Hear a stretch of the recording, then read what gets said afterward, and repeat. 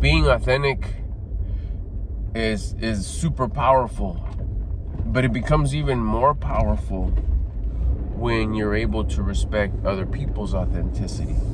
It puts you in the place where, like, I'm doing what I'm doing, how I'm doing it, right or wrong. I'm certain with what I'm doing it. I got a high level of certainty. It's backed up with some confidence, and it's built with discipline. Whatever I did what? This is why I did it. It wasn't to impress anybody. It wasn't to get anybody's validation or approval.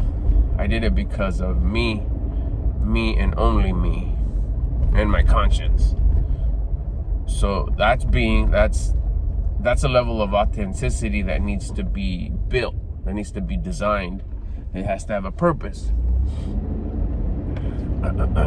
As you elevate, as the purpose of becoming the version of you that you're beasted up at, that you admire, that you impress, I respect the person that, and the person I'm talking about, is the person you should be talking about is yourself. Respect that person that makes the decisions not by emotion or impulse, but a level of awareness with your conscience that, yeah, I made that decision. So you see what I'm saying? It's this intensity on your certainty, this intensity on your authenticity, regardless of what the result may be. Because the result sometimes may be you messed up. It didn't go the way that it was gonna work out for you and everybody else. However, if you listen to your conscience, it worked out the way it was supposed to work out. What I'm trying to get at, though, the whole point is you have to respect other people's authenticity as well. Their opinion, their beliefs, their thoughts, whether they're rolling with their conscience or not, it's their current authentic self. And it's not our job to make anybody else change or adjust or see things different. The only thing we're 100% in control of is us. And if we're being our authentic selves and it's giving beast results, ultimately the people that need to be inspired by you, that are ready to be inspired by you, will be inspired by you. If it's not their time yet, if they're still on their hero's journey, if they're still trying to figure things out, if they still need to figure things out, if they still need to have a few more experiences in the chapter that they're in before they're ready to elevate, again, that's not on us. That's not our responsibility. That's not our plan. That's a higher power's plan. That's the universe's plan. That's the source of creation's plan, God's plan, however you want to see it. Our plan is what we feel inside. That's why we have that connection with our conscience to, like, okay, it's time to level up. It's time to get better. We don't like where we're at. This doesn't make sense no more. I want to put on this conscious effort to become what I envision, to become what I feel, because where I'm at right now, it doesn't feel good anymore. It's not acceptable anymore. I was able to convince myself that it was okay. So that feeling right there, that's just your time to elevate. That's the chapter that you're in. Someone inspired you. Something, someone inspired you. It's your time to come back from the hero's journey, from all the challenges, from all the healing. You healed yourself. It's time to start healing yourself.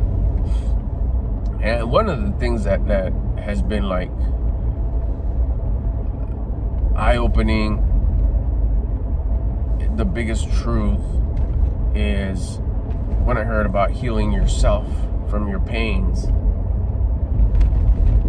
And once you do, you help others, show others how you did it, teach others how you did it, because there's other people out there that are going through the same thing you have, and you're helping them evolve, because what took you 50, 60, 80 years to learn, you're going to keep them from having to wait that long, and they could learn it when they're 10 years into it, 20 years into it. They don't have to wait if they're ready. Well, how do you know if you're ready? That's not up to us. That's the design. That's up to the design, the way it's put together. A higher power. You're just there as the messenger. You're just there as the person who teaches, not because you learned it and you're teaching it. I'm sorry. That's because you learned it, you applied it, you experienced it, you made progress. Now you can teach truthfully. Look, this is how it was. This is how it is. This is how it happened. This is how I went through. Back to authenticity. It's super beast. It's super like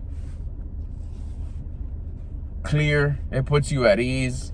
It gives you that whole idea, that whole feeling of the popular "it is what it is." My authenticity is what it is. Now at that point too, it also helps you realize, like, damn, do I like the current authentic me? Do I need to make adjustments? It puts your own spotlight on yourself.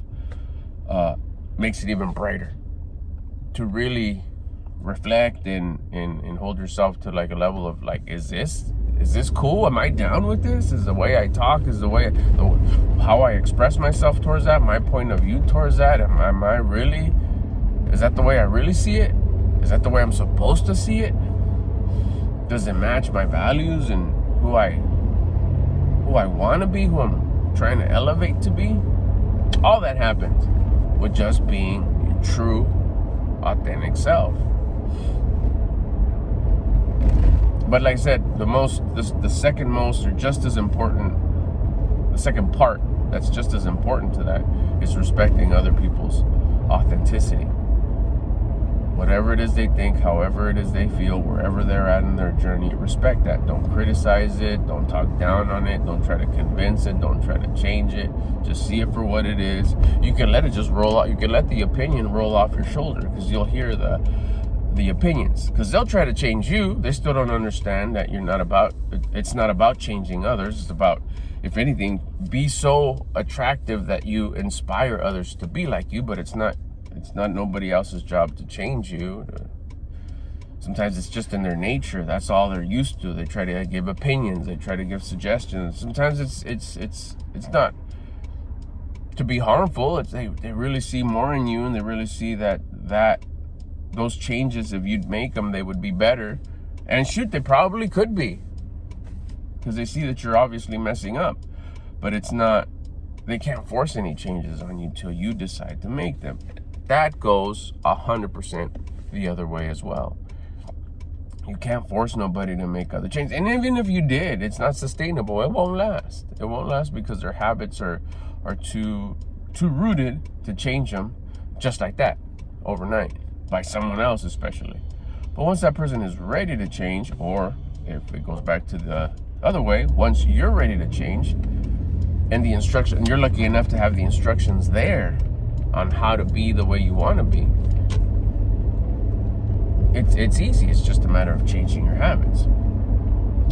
So remember, respect your authenticity. Be true. Don't, whatever it is. What you don't want to do is drive on both sides of both sides of the road. Don't be authentic to yourself and then authentic to someone else, like believe in their way of thinking, their thoughts, their feelings, their actions, just to make them happy. That turns you back into a people pleaser, and that's definitely somewhere you don't want to be. So you're one way with you, or you're one way with one group of people, or with one person, and then you're a different way with someone else. So you're not being authentic. You're just being how the people around you want you to be. You want to be accepted. You want to be validated and accepted by someone else. And that's definitely not authentic. That's going to get you nowhere. You're not going to make progress. But that's just in that relationship I'm having with that person. Yeah, but the way you do anything is the way you do everything. If you're authentic with yourself, even in the way you carry yourself and your thoughts, your feelings, your actions with one person and with everybody, that's when you start realizing who you are, whether you like where you're at, or whether it's time to make adjustments and changes to improve and to elevate.